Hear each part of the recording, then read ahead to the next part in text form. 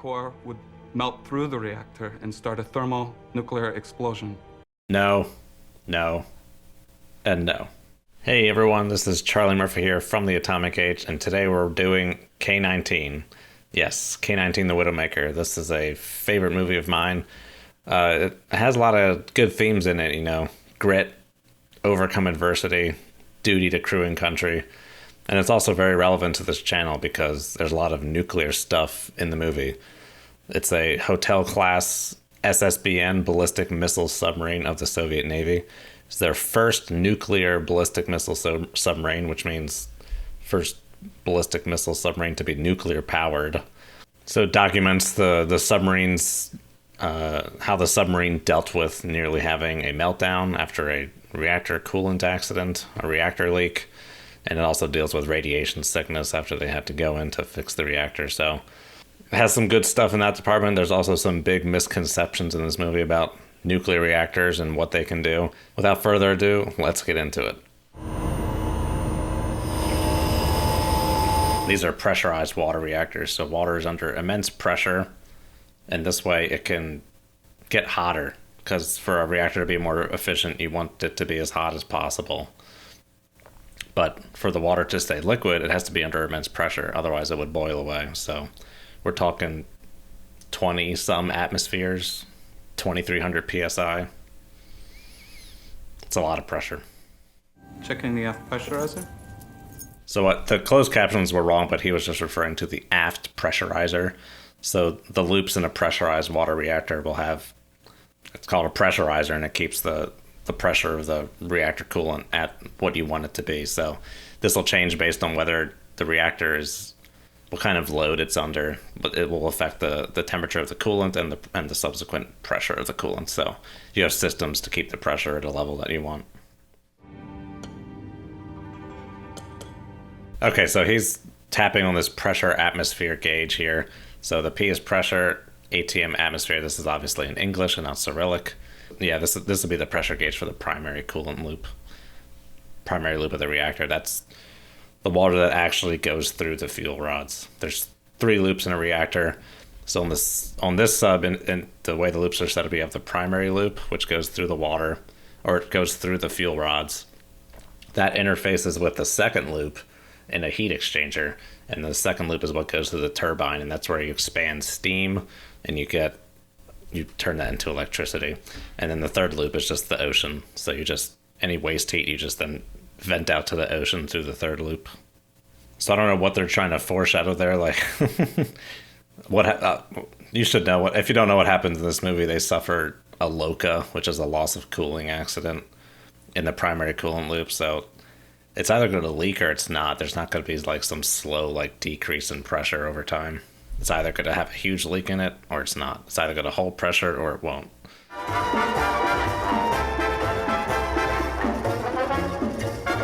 Red wine gives you strontium. What takes it away?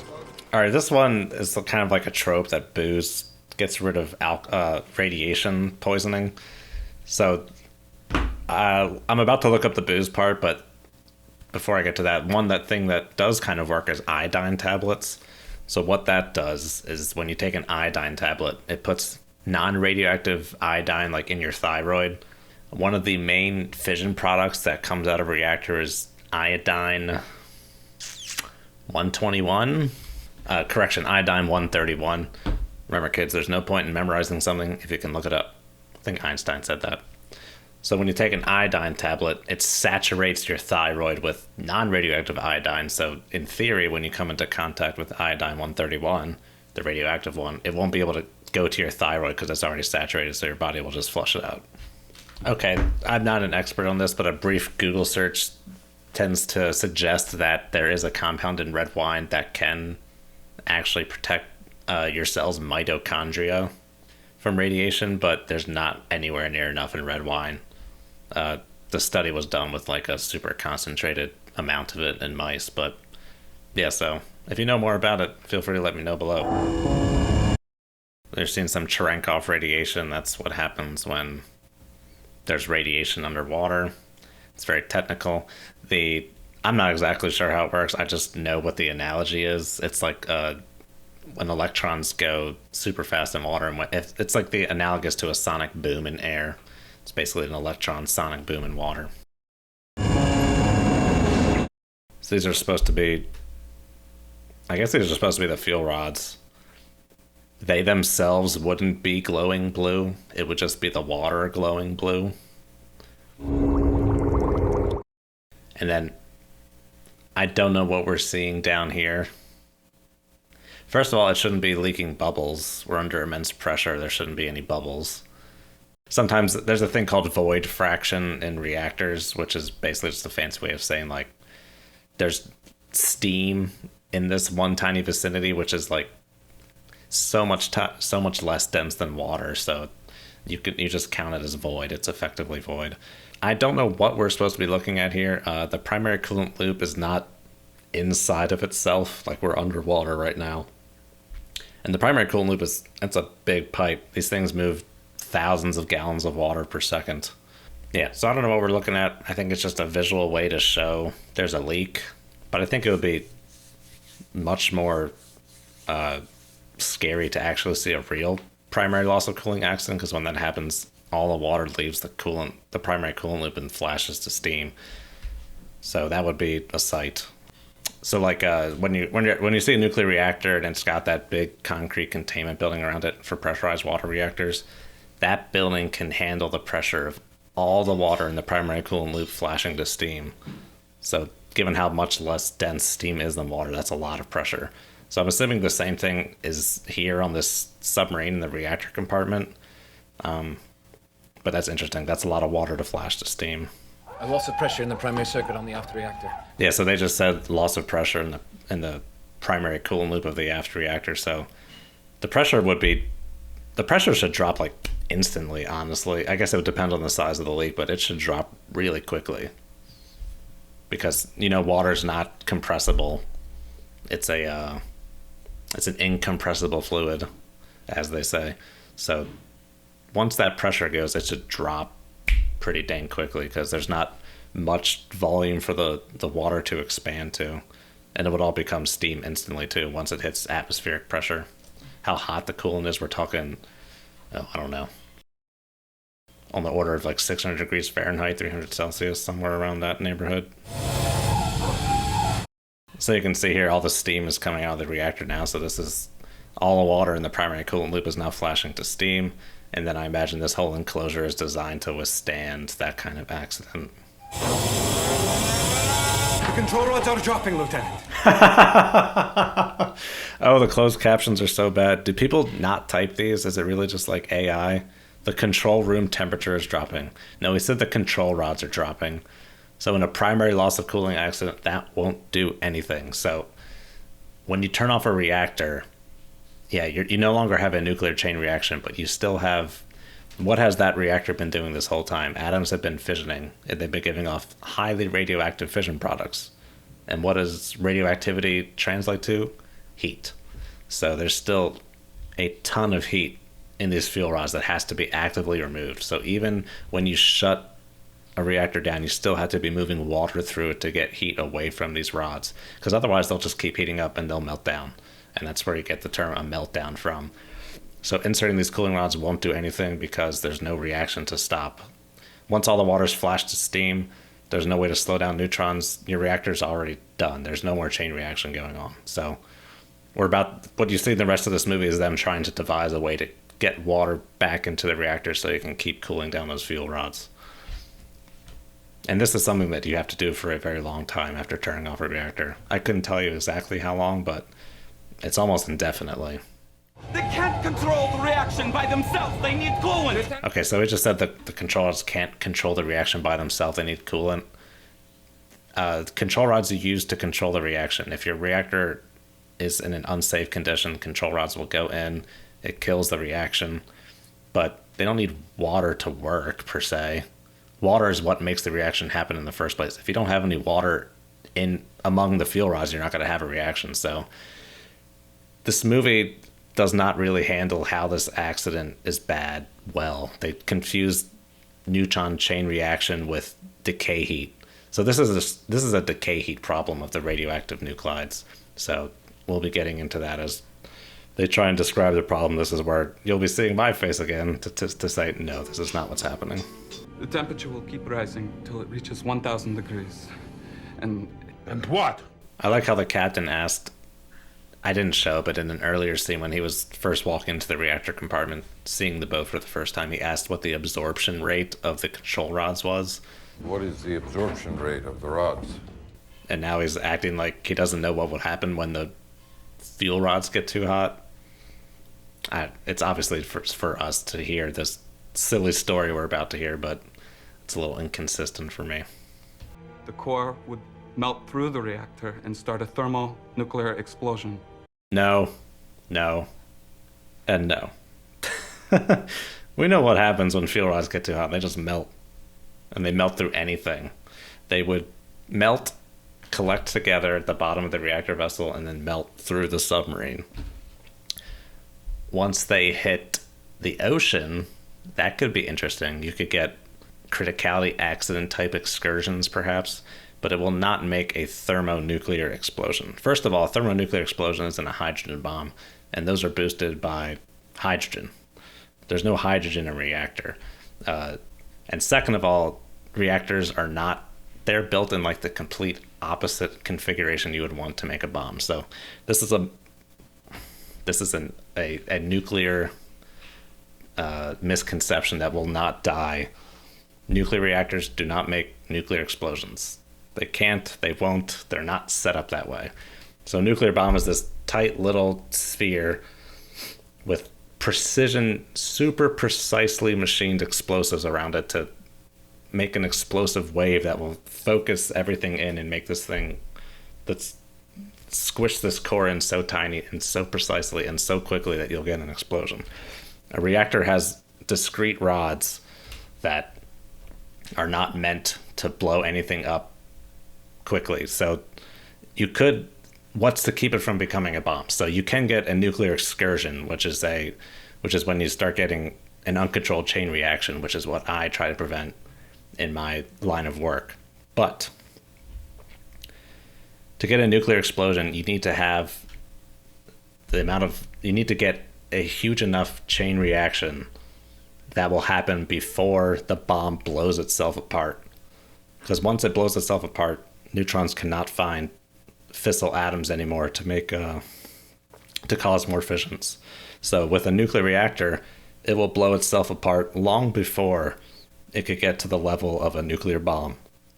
So yeah, you cannot get a nuclear bomb in the sense that we know it, of the type of bomb that gets dropped on a city or shot on a missile through a nuclear reactor. It just doesn't happen. We have shut it down, but we can't control the reaction anymore. I might be rehashing some previously covered ground here, but there's no reaction to control. There's no more water in the reactor. They can't control the heat because there's no water. The coolant is just distilled water. Yeah, you could say coolant's basically distilled water. It has stuff in it, like boric acid and other things. It's not drinkable water, but it's otherwise pure. It's not like tap water with minerals for your consumption.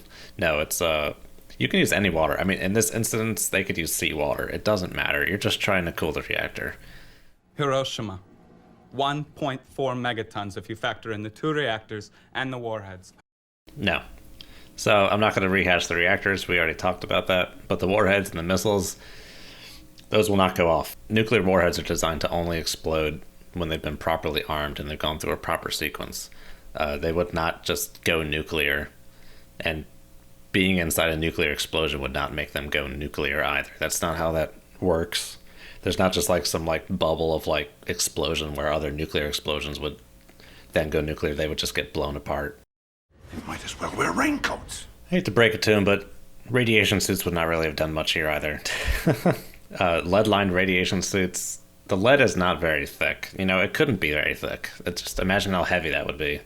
In between the last pause and this, I was thinking, what do they actually get the radiation from when they're in the compartment? Because I've heard on American submarines that American sailors can go up to the reactor when it's shut down and be fine. Is it because the other reactor is still running, or is it because the fact of the It's got to be because of the fact of the coolant loop. So all the radioactive stuff that was in the coolant loop is now out just in the air. So it has to be that. Because when the reactor is shut down, you can go up to it. Granted, you probably not long enough to sleep next to it, but you can go up to it for a reasonable amount of time and do work on it.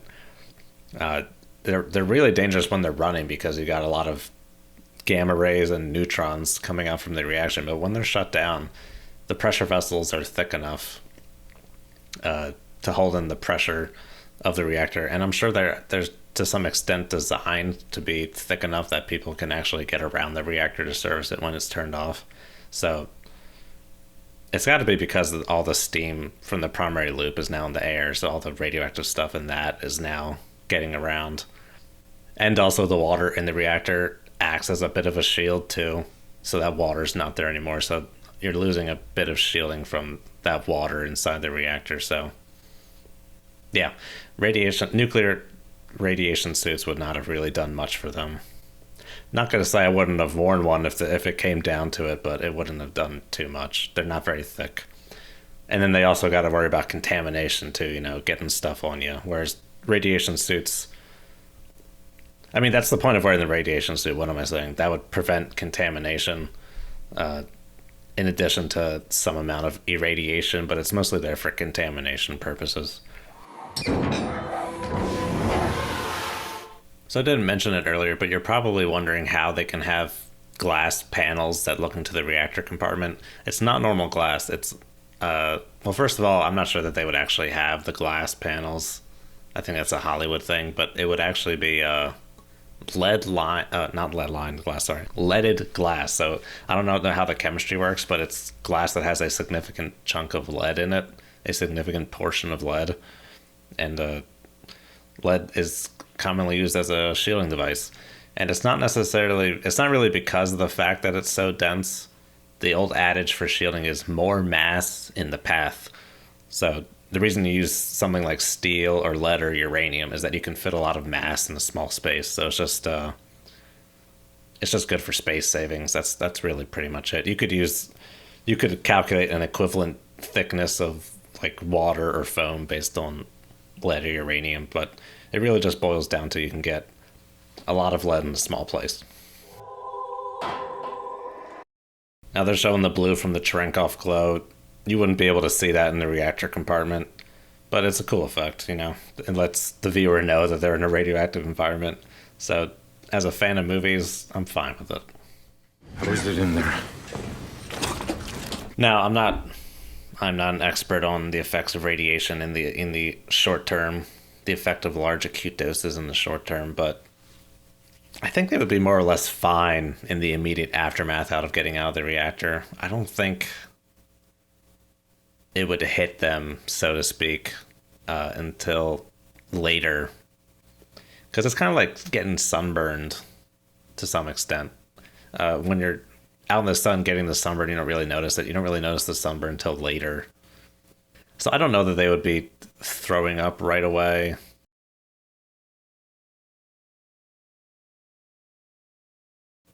Or I don't think they would have blisters on their skin right away. But you never know. I think it would take some time for that to set in. I think they'd be more or less fine at the immediate aftermath of getting out.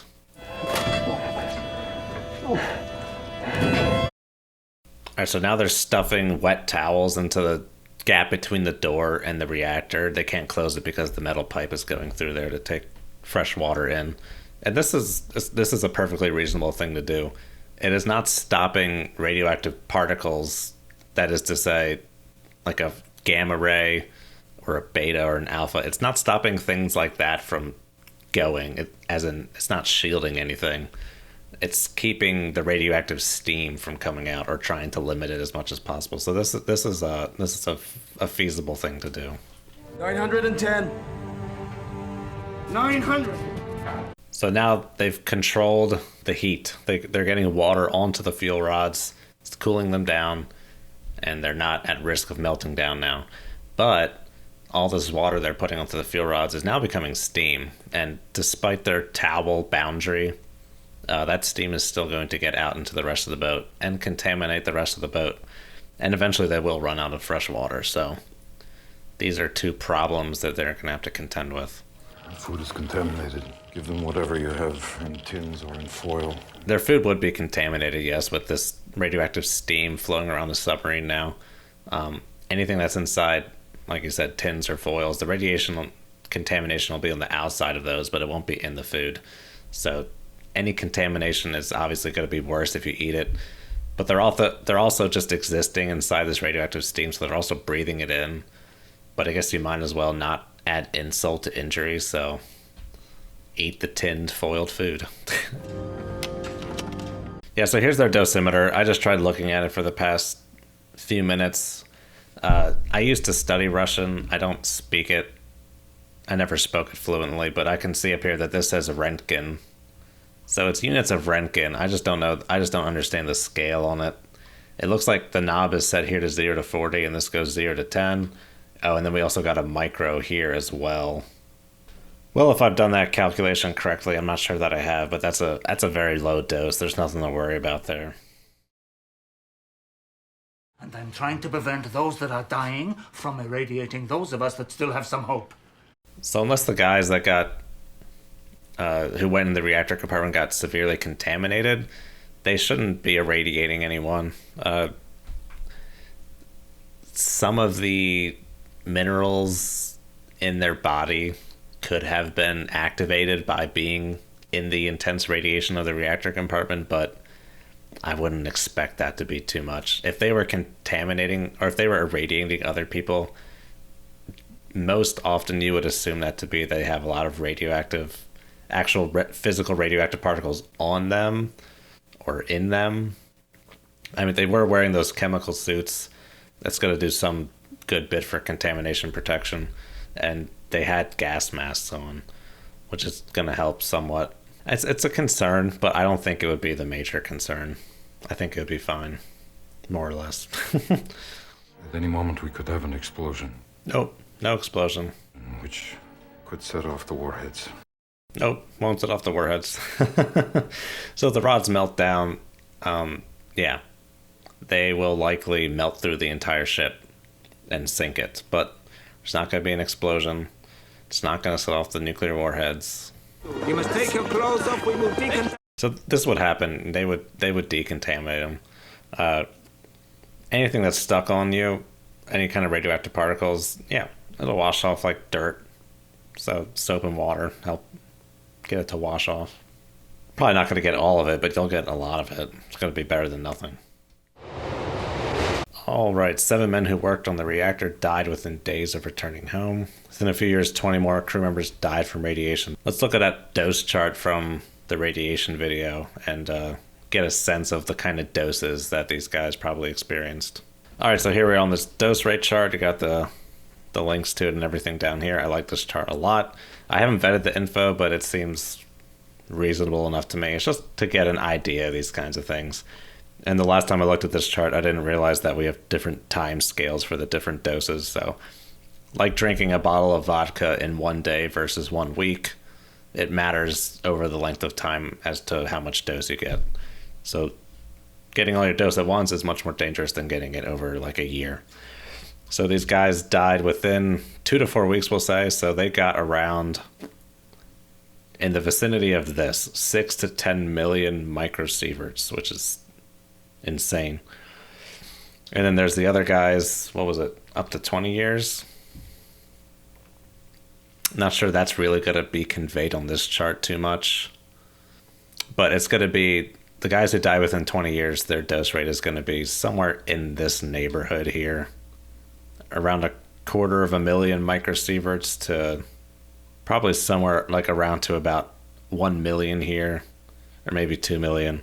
But the K-19 guys all got doses in this realm here, right around the 6 million, 5 million, 6 million microsievert mark. So they got some pretty toasty doses.